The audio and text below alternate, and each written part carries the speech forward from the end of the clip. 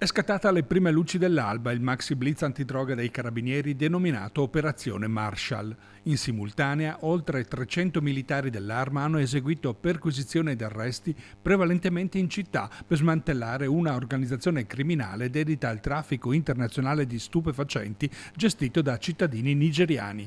20 le persone arrestate, tra cui il capo della gang che da Vicenza alimentava le piazze venete e quelle limitrofe lombarde. Oltre 3 kg tra cocaina ed eroina purissime arrivavano a Vicenza ogni settimana per circa $500.000 di valore. La droga arrivava direttamente dai Paesi Bassi attraverso una rete di corrieri che ingoiavano ovuli di stupefacenti di circa 11 grammi ciascuno per giungere al capoluogo iberico attraversando la frontiera francese di Ventimiglia.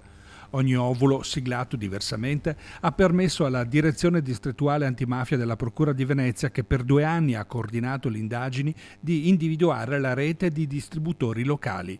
In diversi appartamenti dislocati in alcuni condomini della città erano stati allestiti i laboratori per il confezionamento delle dosi.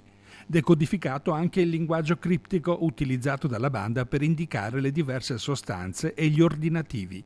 I militari, che hanno impiegato cani antidroga ed elicotteri, hanno eseguito perquisizioni ed arresti anche a Frosinone e a Viterbo. Si tratta di 19 uomini di età compresa tra i 25 e i 57 anni e di una donna.